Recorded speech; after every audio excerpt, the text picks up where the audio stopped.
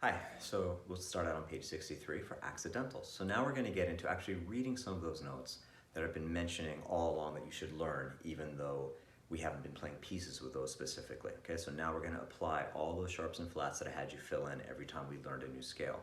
So if you look on 63, some of the notes that we're going to be using this next piece is D sharp. One of them is D sharp, which would also be the same as E flat.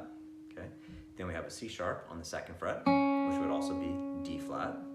We have a G sharp on the first fret of the G string, which is also A flat. And then we have a first fret on the D string, which is D sharp or E flat. And you can see I did give you the equivalents here down below, right? We've got E flat, we've got D flat, B flat, which we haven't seen yet. That's the same as A sharp, right? Third fret G string. I'm just going left to right. And then if you look A flat, which is the same as G sharp, first fret on the G string. And then down here we have a B flat. And you'll notice notice the same accidental may be notated two different ways, and that's what I was explaining, the G sharp, A flat, A sharp, B flat, C sharp, D flat, okay? So, naturals cancel out a sharp or a flat, okay? Otherwise, a sharp or a flat is in effect for the entire measure. So let's turn to page 64 and I can show you exactly what I mean.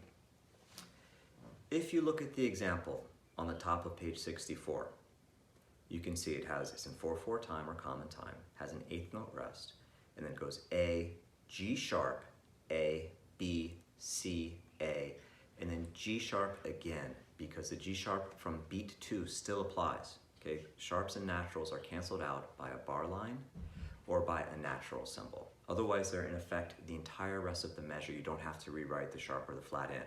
It applies only to that specific octave though. If you saw a G up above the F, for instance, it would not be G sharp, it would be G natural. Okay, so that's an interesting concept. Let's look at the piece Accidental Blues, because this is a pretty gnarly piece as far as the accidentals, the sharps and flats. Let me play it for you once, just so you can kind of hear it. Okay, and I'll play the melody, and then I'll also play it with some chords in there as well. So it has pickup measure 1, 2, 3, 4, 1.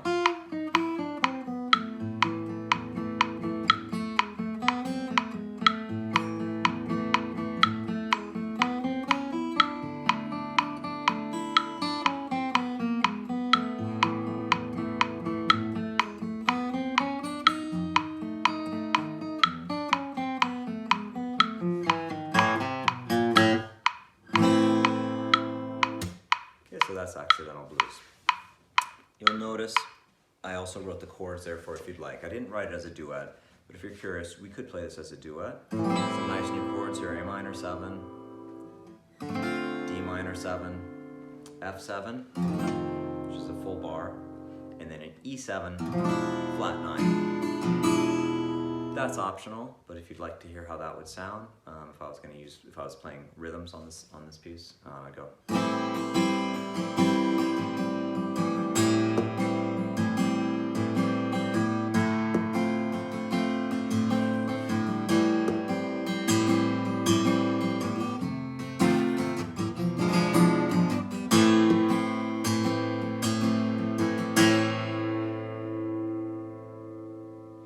So that would be one application of the chords.